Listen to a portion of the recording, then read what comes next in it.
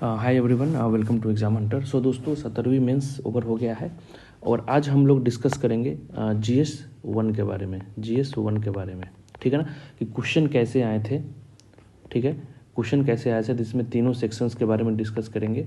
उसके बाद क्या चांसेस है, एक्सपेक्टेड मार्क्स कितने उठ सकते हैं, ठीक है, और इसके बाद क्वेश्चन के डायमेंशंस क्या है, क्वेश्चंस में क्या क्या पूछा गया है, उसके बारे में अच्छे से हम लोग डील करने वाले हैं। ठीक है, और इससे जो भी क्वेश्चंस आए थे हमारे टेस्ट सीरीज से, जिसका हम लोग सारे डिटेल्स टेलीग्राम पर हमने डाल दिया है। हमारा जो टेलीग्राम चैनल है उसमें बहुत सारे बुकलेट भी डाला गया था, फ्री ऑफ कॉस्ट सब चीज़ डाला गया था, उसमें अपडेट भी दिया जाता है।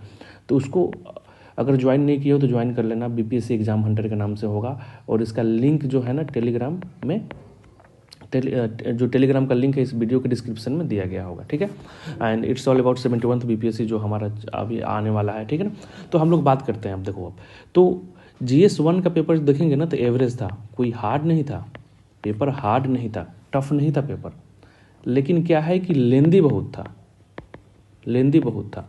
कारण क्या है कि स्टैट्स जो DI वाला क्वेश्चन था काफ़ी लेंदी था, टाइम कंज्यूमिंग था, जिसके कारण क्या हुआ कि बहुत सारे ऐसे बच्चे हैं जो 1 घंटा 10 मिनट इतना ले चुके हैं टाइम इस पर। ठीक है, उसमें भी क्या हुआ है कि बहुतों का सब पूरा सही नहीं है। अभी तक मेरे पास जितना मैसेजेस आए हैं, कॉल आया है, उसमें यही है कि किसी का कंप्लीट सही नहीं है। एटलीस्ट 2 क्वेश्चन तो गलत हुए ही हैं सबके, 2 क्वेश्चन या 2 क्वेश्चन से ज़्यादा, 15 नंबर 20 नंबर 12 नंबर, ये सब के क्वेश्चन गलत हुए हैं और टाइम भी कंज्यूमिंग कर लिया है। उसके बाद क्या हुआ है कि फिर आपको मिला 2 घंटे, मिला 2 घंटे, 1 घंटे 50 मिनट मिला, जिसमें आपको सेक्शन 1, सेक्शन 2 और सेक्शन 1 करने हैं। ठीक है, तो पेपर आसान था, पेपर आसान भी नहीं, थोड़ा सा ट्रिकी भी था करंट वाला, लेकिन हिस्ट्री तो पूरा आसान था जो रिपीटेड क्वेश्चंस थे। तो पेपर को हम हार्ड नहीं बोलेंगे, लेकिन क्या है कि पेपर में टाइम का जो इशू है ना, जो राइटिंग प्रैक्टिस नहीं किए होंगे, पूरा लगातार लिखे नहीं होंगे, उनका तो पेपर छूटा ही छूटा होगा। ठीक है, तो पेपर कोई हार्ड नहीं था, लेकिन क्या है कि DI के कारण, DI जो टफ पूछा है, जो लेंदी पेपर को बना दिया है, जिसके कारण जो हमें पेपर में लिखना था, जो जस्टिस करना था, वो करके नहीं आए हैं सब। समझ गए, हमको आता था लेकिन हम अच्छे से लिख नहीं पाए, क्यों? क्योंकि टाइम नहीं था। तो ये इशू था, तो कहीं ना कहीं मार्क्स पर और कटअप पर भी अंतर लाएगा ही लाएगा। ठीक है, तो अगर हम देखते हैं तो हिस्ट्री वाला जो सेक्शन है, हिस्ट्री वाला सेक्शन है वो तो बहुत ही इजी है, रिपीटेड क्वेश्चन है, इसमें कोई 2 राय नहीं है। ठीक है, आईआर वाला जो सेक्शन देखेंगे, आईआर और करंट अफेयर्स वाला जो सेक्शन देखेंगे, उसमें क्या है कि जो भी क्वेश्चंस पूछे गए हैं वो भी आसान है। सारे 1 साल के अंदर में, 1 साल के अंदर में इंसिडेंट हुए हैं उस पर पूछा है। उसके अलावा DI, तो DI के बारे में तो बता ही दिए कि लेंदी था, जिसके कारण सारे गड़बड़ हुआ है बहुतों का पेपर। ठीक है, तो पेपर देखो, इंडियन काउंसिल एक्ट आसान है, इस पर कोई डिस्कस हम क्या करेंगे। इसके आपको फीचर्स हैं, उसको लिखना है, टेस्ट सीरीज में करा दिए हैं, इसका प्रूफ भी हम लोग देंगे। Role of Bihar in quit India movement बहुत ही आसान है। आज़ाद रास्ता का नाम सुने होंगे आप, बहुत ही फेमस था, बिहार से ही था। ठीक है ना, इस पर भी करवाया गया है। संथल अपराइजिंग के बारे में आपको लिखना है। Patna Kalam painting, art and architecture of Mauryan age. ठीक है ना, तो ये सब क्या था आपका, शॉर्ट्स वाले थे और जो आसान थे। ठीक है ना, ये आप लिख दिए होंगे, इसमें कोई दिक्कत नहीं है। अब देखो, अब Champaran satyagraha explain the impact of Indian freedom movement, तो इम्पैक्ट पूछा है। अब इसमें करना क्या है कि describe the Champaran indigo movement, जो गांधी के द्वारा चंपारण में जो मूवमेंट हुआ है उसको डिस्क्राइब करना है। तो पहला आपका क्वेश्चन का डिमांड ये हो गया, इसमें आपको बताना है कि ये मूवमेंट क्या था, कैसे शुक्ला जी गए, गांधी जी को बुला कर ले आए, क्या क्या चंपारण में थोड़ा बहुत स्टोरी। पहले आप क्या डालोगे, इंट्रो डालोगे। ठीक है ना, इंट्रो के बाद थोड़ा सा बताओगे कि भाई ये क्या मूवमेंट क्या था, क्यों ये मूवमेंट हुआ था। उसमें बताओगे कि कारण, कॉजेज में क्या क्या रीज़न था, कैसे इन ऊपर एक्सप्लॉयटेशन होता था ब्रिटिश के द्वारा, उस समय जो नील की खेती करवाते थे उनके द्वारा। ठीक है, उसके बाद रोल 38 नंबर का लिखना है, तो रोल क्या था, कैसे गांधी जी आए, क्या क्या किए। ठीक है, उसके बाद मेन जो डिमांड है, सेकेंड जो डिमांड है वो इम्पैक्ट, इसका रिजल्ट क्या रहा। ठीक है, इम्पैक्ट क्या रहा, रिजल्ट क्या रहा, इसका सिग्निफिकेंस क्या रहा। इसको 2 भागों में बांट देते हैं, ठीक है ना। पहला जो कमेटी बैठा था उसका रिजल्ट जो जो आया वो इम्पैक्ट हो गया। उसके बाद क्या हुआ कि इसका और इम्पैक्ट क्या पड़ा, इसका impact Indian movement, Indian struggle पर क्या पड़ा, उसको आप लिख सकते हैं। ठीक है, उसके बाद कंक्लूजन करके इसको ख़त्म कीजिए। पेपर आसान है, क्वेश्चन आसान है, इसको ऑलरेडी करवा दिया गया है। ठीक है। How far British policy was responsible for emergence of Indian movement. बहुत ही ओपन इंडियन क्वेश्चन है। ब्रिटिश का जो नीति कहाँ तक जिम्मेदार था इंडियन मूवमेंट का। तो नीति पूछ रहा है, पॉलिसी पूछ रहा है। तो पॉलिसी क्या है कि एक पॉलिसी नहीं होगा, ठीक है ना, इसमें बहुत सारे पॉलिसीज होंगे। रिलीजियस पॉलिसी हो गया, इकोनॉमिकल पॉलिसी हो गया, और सारे जितने भी सारे पॉलिसीज होंगे वो सारे इसमें इंक्लूड हो जाएंगे। ठीक है।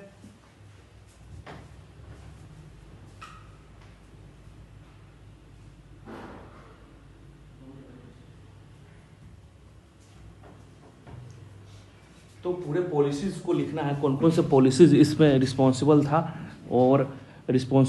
और उसका एग्जाम्पल दे देना है कि पॉलिसी में ऐसा हुआ तो इसका ये हुआ। सारे पॉलिसीज़ के बारे में डिटेल में एक्सप्लेन करना है, उसमें एग्जाम्पल कोट करना है। एग्जाम्पल दीजिएगा तो आपके क्वेश्चंस अच्छे हो जाएंगे, मतलब अच्छा लगेगा, नंबर दे देगा। ठीक है, तो उसके बारे में डिटेल में आपको डालना था। और ये क्वेश्चन जो है इसमें आपको शुरू से लेकर अंत तक जो भी पॉलिसीज हुए हैं, जो भी निर्णय लिया गया है उसके बारे में बताना था। ये भी आसान था क्वेश्चन कोई हार्ड नहीं था। ठीक है। वेस्टर्न एजुकेशन, ये रिपीटेड क्वेश्चन है। Expansion of western education in Bihar in mid 19th century. अब देखो, अब जब वेस्टर्न एजुकेशन पूछ दिया है तो इसमें आपको टेक्निकल एजुकेशन भी आ ही गया है। ठीक है ना, तो टेक्निकल एजुकेशन को भी इसमें डालना है प्रॉपर तरीके से। कैसे शुरुआत हुआ, क्या बोलते हैं 1813 से लेके अभी तक का कैसे शुरुआत हुआ है, उसमें ब्रिटिश कैसे कैसे नीतियाँ लाई है। ठीक है, मैकुले का क्या है, उसके बाद वुड डिस्पैच क्या आया है, उसमें कौन कौन से एजुकेशन का इन्वॉल्वमेंट हुआ है यहाँ पर। ठीक है। उसके बाद constructive work of Mahatma Gandhi. Constructive work of हमें क्या करना है, महात्मा गांधी का के बारे में यहाँ पूछा है कि महात्मा गांधी का कंस्ट्रक्टिव वर्क क्या है, उसको बताना है। तो हिस्ट्री आसान था, हिस्ट्री कोई टफ नहीं था। ठीक है। अब देखो आयर वाला सेक्शन और करंट अफेयर्स वाला सेक्शन। आप हाल में ही आम आदमी पार्टी का डिफीट हुआ है जो दिल्ली असेंबली इलेक्शन हुआ है उसमें, और बीजेपी की सरकार आई है, बीजेपी वहाँ पर जीती है। यहाँ पर कोलिशन वगैरह कुछ नहीं हुआ है, दिल्ली में बीजेपी का अकेले जीत गई है। तो वही क्वेश्चन पूछ रहा है कि अभी चुनाव होने वाला है, बिहार में भी होने वाला है, और पिछला जो चुनाव हुआ था लोकसभा का उसमें कोलिशन एक बना था प्रॉपर तरीके से, महागठबंधन इधर और एनडीए उधर। ठीक है। तो इस जो अभी इलेक्शन हुआ है इसको नज़र देखते हुए क्या डायरेक्शन होना चाहिए कि किस तरह से हम यूनिटी बनाएं और क्या करें कि कोलिशन पॉलिटिक्स को और स्ट्रॉन्ग करें। किसको, जनरली जो हार रहा है उसको, क्योंकि हम जहाँ भी जा रहे हैं वहाँ पर हम हार जा रहे हैं। तो आगे के डायरेक्शंस क्या है, यही क्वेश्चंस का डिमांड है, इसको आपको दे देना है बस।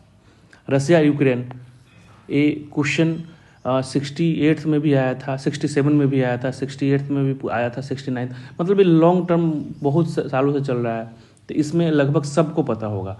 लेकिन क्वेश्चन क्या है कि causes of this war, short answer में कॉजेज पूछ दिया है और इसका इफेक्ट पूछ दिया है कि वर्ल्ड पॉलिटिक्स पर कैसा पड़ेगा। ठीक है। तो कारण पूछ रहा है, तो कारण में क्या है, शॉर्ट में क्या है कि नो नीड टू एक्सप्लेन करना नहीं है, जल्दी जल्दी कारण बताइए और उसका इफेक्ट्स वर्ल्ड पॉलिटिक्स पर क्या पड़ रहा है उसको बताइए, ख़त्म कीजिए। कुंभ मेला जो हुआ था अभी, ठीक है ना, कुंभ मेला जो हुआ था जिसमें स्टैम्पेड में बहुत सारे लोग भी मारे गए थे, बहुत सारा न्यूज़ में भी रहा था। तो उसमें पूछा है कि जो मेला है हमारे कल्चर, हमारे रिलीजियस फेथ और हमारे सोशल जो हारमनी है उसका कैसे सिंबल है। क्वेश्चन का डिमांड यही है, संस्कृति, धार्मिक विकास और सामाजिक समरसता का प्रतीक कैसे है, उदाहरण के साथ एक्सप्लेन कीजिए। बस इसी को एक्सप्लेन करना है और कुछ नहीं करना है, क्योंकि शॉर्ट्स में क्या करोगे आप। ठीक है। उसके बाद देखो कास्ट बेस्ड सेंसस अभी जो बिहार में हुआ है, काफ़ी न्यूज़ में था, पहले भी न्यूज़ में था, इस पर लगभग कार्रवाई दिया गया होगा। 69 में भी काफ़ी न्यूज़ में था। ठीक है। तो इसका नीड एंड इम्पोर्टेंस क्या है, नीड्स एंड इम्पोर्टेंस क्या है। ओपन इंडेड, मतलब ओपन इंडेड बोला हूँ, ईजी क्वेश्चन है, इसका एग्जैक्ट मीनिंग पता है आपको कि आपका नीड और इम्पोर्टेंस, आवश्यकता और महत्व को लिख देना है बस और ख़त्म कर देना है। उसके बाद देखो कि अभी यूनाइटेड स्टेट ऑफ अमेरिका नए जो वहाँ के राष्ट्रपति आए हैं डोनाल्ड ट्रंप, वो बहुत सारे अपने आके चेंजेज कर रहे हैं। वर्ल्ड पॉलिटिक्स में काफ़ी इन्वॉल्वमेंट हो गया है। खासकर एग्जाम्पल ले लेंगे तो चाइना के साथ उन्हें इंडिया को भी बहुत कुछ बोला है, ठीक है ना। तो मेन इनका है कि जो नए प्रेसिडेंट आए हैं उनके लीडरशिप में आप अमेरिका के फ्यूचर को कैसे देखते हैं, एनालाइज करना है लॉजिकली, कैसे देखते हैं, आपको कैसे लगता है कि अमेरिका का फ्यूचर कैसे जाएगा। अभी देखोगे सेंसेक्स कितना डाउन हुआ था, लगभग लाख करोड़ के आसपास क्या हुआ है कि पैसे निकल गया भारतीय हमारे उसमें। तो क्या है कि आपको बताना है लॉजिकली। और एक क्वेश्चन ऐसा है कि इसमें आप क्या सोचते हैं वो लिखना है, आप क्या सोचते हैं वो लिखना है, national as well as international level पर under the leadership of newly president. इसके बारे में हम लोग डिटेल्स में मैगजीन्स में दिए हैं जो बताएंगे, ठीक है। अब देखो uniform civil code, most important questions, और उम्मीद था कि यही होगा यूसीसी, ठीक है ना। उत्तराखंड इसको इम्प्लीमेंट कर दिया है, ठीक है। तो आपको बताना है पहला डिमांड क्या है कि एक्सप्लेन करो कि है क्या है। पहला डिमांड उत्तराखंड के बारे में नहीं पूछा है, बस पूछा है कि एक्सप्लेन करो कि यूनिफॉर्म सिविल कोड क्या है। सिंपल क्वेश्चन है, कॉन्स्टिट्यूशनल में हमारे संविधान में कहाँ कहाँ लिखा हुआ है। एक्सप्लेन विथ एग्जाम्पल देना है, ठीक है ना। What changes will it bring on Indian society, culture, religious and legal biasness. देख लो क्या क्या, social, cultural, religious and legal biasness. मतलब क्या है कि एग्जाम्पल दीजिए क्या है, और इसको लाने से आपको लगता है कि हमारी सोसाइटी में चेंजेस होगा, तो लगता है कि हाँ, तो हाँ लिखिए। अगर चेंजेस अगर हम इसको लाते हैं तो उसका कॉन्सिक्वेंसेस क्या होगा, चैलेंजेस क्या होगा, वो भी लिखिए, ठीक है। फिर चैलेंजेस का आप आगे की राह, वे अहेड क्या होगा, वो भी लिखिए और इसको कंक्लूड कर दीजिए, ठीक है ना। तो ये आसान क्वेश्चन था। अब अगला देखिए कि प्रेसिडेंट रूल, कॉन्स्टिट्यूशनल प्रोविजन क्या है। ये स्ट्रेट फॉरवर्ड क्वेश्चन है, ये आपको मिल जाएगा लक्ष्मीकांत ये सब में। लेकिन जो पहला डिमांड है, सेकेंड डिमांड ये है कि जो यहाँ से करंट ओरिएंटेड बना देता है कि reason for imposition of president rule in Manipur. अभी पता होगा कि मणिपुर में क्या चल रहा है, वहाँ का सरकार खुद बोला है, अभी पिछले साल ही न्यूज़ में था, बहुत सारे वहाँ पर क्या बोलते कॉन्फ्लिक्ट होना स्टार्ट हो गया है, ठीक है। तो रीज़न क्या था प्रेसिडेंट रूल का मणिपुर में लगाने का, सेकेंड डिमांड ऑफ क्वेश्चन, ठीक है। और उसका इफेक्टिवनेस वर्तमान समय में वो कितना प्रभावशीलता है, इफेक्टिव कितना है प्रेजेंट में, उसको बताना है। 3 डिमांड ऑफ क्वेश्चन है। तो इस क्वेश्चन के 3 डिमांड है, इसको आपको कवर करना है एटलीस्ट 70% ऑफ योर आंसर। उसके बाद आप 30% इधर उधर का कर सकते हैं, वे है चैलेंजेस, कंक्लूजन, इंट्रोडक्शन, ये सब, ठीक है। अब अगला देखो, 1 नेशन 1 इलेक्शन, ठीक है ना। तो पहला डिमांड, डिस्कस द कंसेप्ट। आपको ये कंसेप्ट को डिस्कस कर देना है कि 1 नेशन 1 इलेक्शन से कैसे क्या है। अब इसको आप करंट से भी लिंक कर देना है कि जब ये रामनाथ कोविंद के कमेटी के मतलब उनके चेयरमैनशिप में एक कमेटी बनाया गया थी इसी को लेकर, ठीक है। अगर वो आता है, अब इसको अब एग्जाम्पल 1 नेशन 1 इलेक्शन का आप क्या है सबसे पहले, ठीक है। अगर वो आता है तो उसका इम्प्लीकेशन क्या होगा, federal structure of India, implication क्या होगा, सेकेंड डिमांड, ठीक है। अब इम्प्लीकेशन के बाद उसका एडवांटेज एंड डिसएडवांटेज क्या होगा, ये तीसरा डिमांड। अभी लोकसभा और अभी क्या बोलते हैं, अभी एक साथ हम इसको लाते हैं तो लोकसभा और स्टेट असेंबली का एक साथ हो जाएगा चुनाव, अलग अलग नहीं होगा। तो हमेशा हम लोग इलेक्शन मोड में नहीं रहेंगे। तो इसका एडवांटेज एंड डिसएडवांटेज क्या होगा, इसका फ़ायदा नुकसान। यही क्वेश्चन हमसे 68 के इंटरव्यू में भी पूछा गया था। जस्ट वेट कीजिए, ठीक है।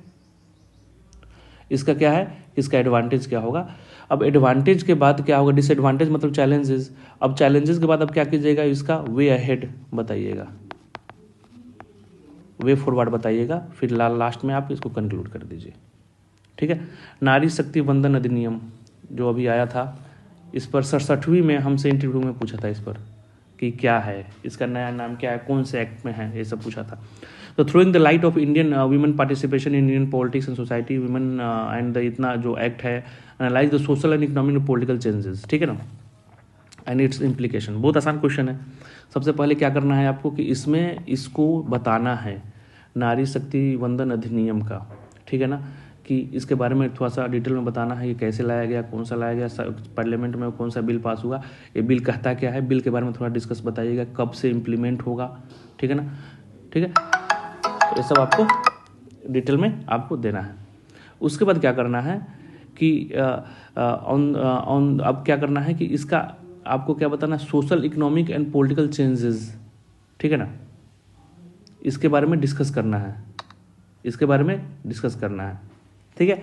और analyse the social economic political changes taking place in Indian society due to implementation. अगर हम इसको इम्प्लीमेंट करते हैं तो क्या क्या चेंजेस होने वाला है इकोनॉमिक एंड पॉलिटिकल, लेडीज़ को लेकर इसका इम्प्लीकेशन क्या क्या होने वाला है। मतलब पॉजिटिव ही पूछ रहा है कि क्या सोशल चेंजेज होगा उनके लाइफ में, क्या इकोनॉमिकल चेंजेज होगा, पॉलिटिकल चेंजेज क्या होगा, लीडरशिप क्वालिटी क्या होगा। अभी देखो अब कितना के आसपास लेडीज़ है लोकसभा में, ये सब डाटा यहाँ पर डालना पड़ेगा।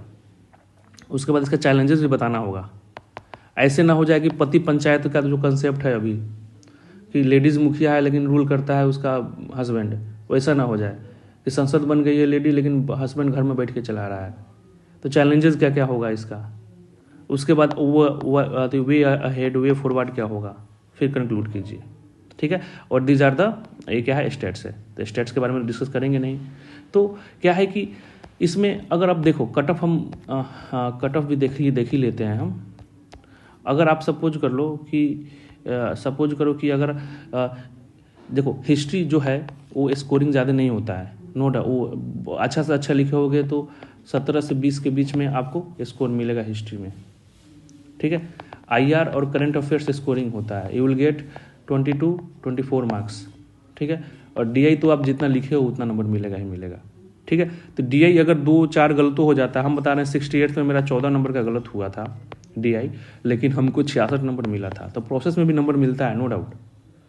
तो इस पेपर में आराम से अगर आप DI सही करके आए हैं, 1-2 गलत तो सबको होता तो सबके साथ है, ऐसा कुछ नहीं है। तो आप आराम से 160 प्लस नंबर इसमें आप उठा सकते हैं, आराम से इजीली उठ जाएगा, ठीक है। और लास्ट हम देखते हैं कि हमारे जो उससे पूछे गए हैं उसके बारे में भी थोड़ा देख लेते हैं, क्योंकि मेहनत की है तो बताएंगे ही ना। चंपारण, देखो हिस्ट्री का जनरली बताने से कोई फ़ायदा नहीं होता है कि मेरे से लड़ा है, लेकिन बता देते हैं, ठीक है, हम क्लियर कर दे रहे हैं। चंपारण सत्याग्रह करवाएं, यहाँ पर चंपारण सत्याग्रह है, ठीक है। वेस्टर्न एजुकेशन यहाँ पर करवाएं, यहाँ पर वेस्टर्न एजुकेशन है टेस्ट में। इंडियन काउंसिल एक्ट यहाँ पर हम करवा चुके हैं, इंडियन काउंसिल एक्ट कहाँ गया भाई, ठीक है। तो हिस्ट्री लगभग जनरली देखो तो वो पूछा ही कि मतलब उसमें क्या बोला जाए, उस डिरिप्टेड क्वेश्चन है तो वो सब करवाया ही होगा, ठीक है। मेन होता है कि GS2 में आप कैसे डील करते हैं। देखो GS2 में देखो अब UCC है, पूरा डिटेल में करवाया है, UCC पर क्वेश्चन पूछ दिया है, ठीक है। हमारे मैगजीन में भी दिया हुआ है, जैसे देखो अब 1 नेशन 1 इलेक्शन, अब देखो यहाँ पर 1 नेशन 1 इलेक्शन। उसके अलावा हम मैगजीन में भी 1 नेशन 1 इलेक्शन UCC दोनों हम लोग इसमें डाले हुए हैं पूरा डिटेल में, ठीक है। अब देखो वंदन अधिनियम है, नारी शक्ति वंदन अधिनियम है, मैगजीन्स में क्वेश्चंस भी डाला गया है, ठीक है। न्यू लॉ देखो यहाँ नारी शक्ति वंदन अधिनियम 2023 डिटेल में डाला गया है। Patna Kalam, art and culture मोरे एंड आर्ट हो गया, संथाल हो गया। हाँ, ये देखो अब सबसे इंपॉर्टेंट क्वेश्चन हम क्या बोल रहे हैं कि IR करंट अफेयर्स कितना फंस रहा है, हिस्ट्री तो सब फंसा देता है। अब देखो अब यहाँ पर future of United state America will be national USA पर जो क्वेश्चन था अभी जो डिस्कस किए थे, अब देखिए हमारे में इंडियन US रिलेशन में पूरा डिटेल में दिया गया है, पूरा डिटेल में दिया गया challenges to India US relation, क्या क्या नई नीति ला सकता है इंडियन वाला कंसेप्ट पर, उसको आप लिख सकते हैं, ठीक है। These are about GS1। हम लोग GS2 के बारे में फिर से डिस्कस करेंगे। Thank you so much.